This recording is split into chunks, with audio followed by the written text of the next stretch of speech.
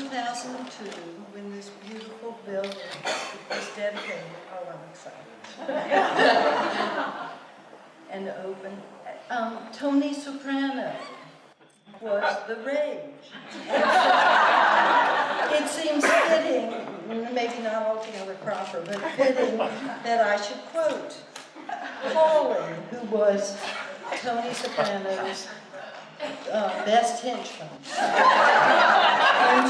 And he said, happiness accrues. And then he also said, oh, I'm mangling, but he said, gratitude accrues.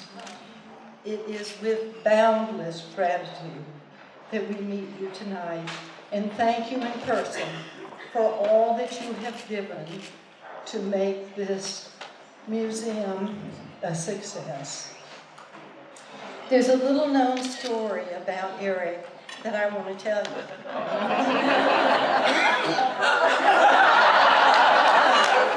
If it happens in the Carle station.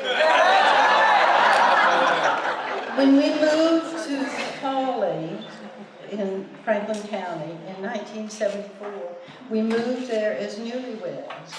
And Eric set out immediately to plant a garden. And I remember going to Shelburne Falls one day to the dentist, and before my mouth was packed with cotton and instruments, I told the dentist that Eric is at home planting acre and seedlings, little oak trees, all over the place. And then my mouth got shut up. And he said something that really made an impression. He said, "You have married a forward-thinking man." And this is true. So it turns out that this is now, fast forward to last year when we visited that property, and there are several oak trees that are over 20 feet tall on the property. Or, as Governor Romney would say, those trees are just the right size. So I want to thank you all for being, I want to thank Eric also for being the visionary force behind the Carle.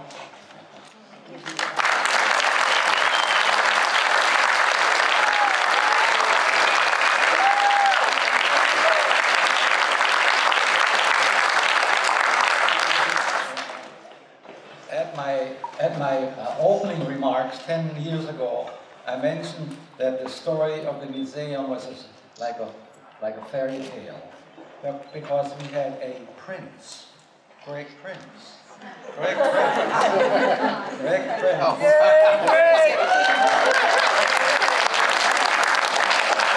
At the time was the president of Hampshire College, whose advice we sought, and who mightily encouraged us to build the museum on the campus here.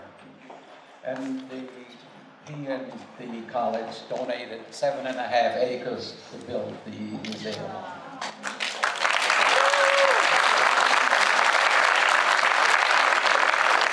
We had an evil, well, really a good stepmother.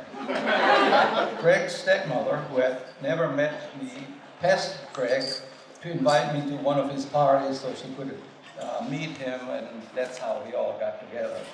We had a king, president, we had a king, the king of picture books, the late Maurice Sedlak, And we worked with an earl and a pope. Earl Pope, the designer and architect of this fabulous museum. Bravo!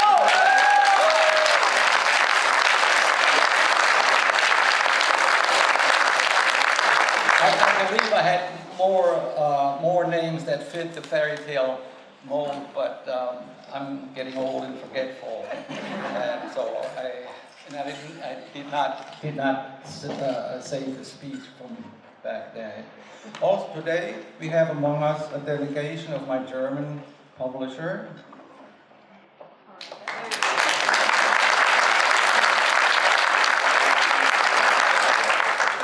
my Korean publisher is here too.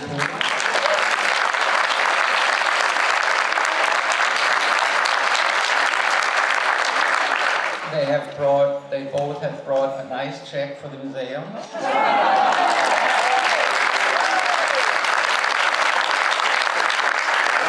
thank them for the check, and I thank them for doing the long trip into this country. The idea for this museum was born in Japan in 1982. Bobbie and I had been invited by my Japanese publisher to that country, and we discovered there were 25 picture book museums. So that decided us to build a picture book museum in this country. We have galleries and we have collections, but we do not have a museum of this scope. So it's many people, organizations, publishers, and friends have helped, encouraged, and supported this project, and many of them are here today. I wish I could thank each one personally, but the list is too long, and I and Bobbie have been given only 4 minutes. So it remains with a big thank you.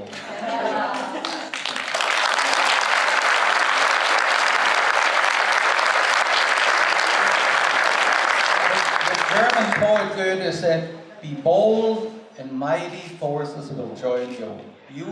Many among you were mighty forces, thank you. But let me quote another German saying. It's a less lofty saying. The dumbest peasant grows the biggest potato.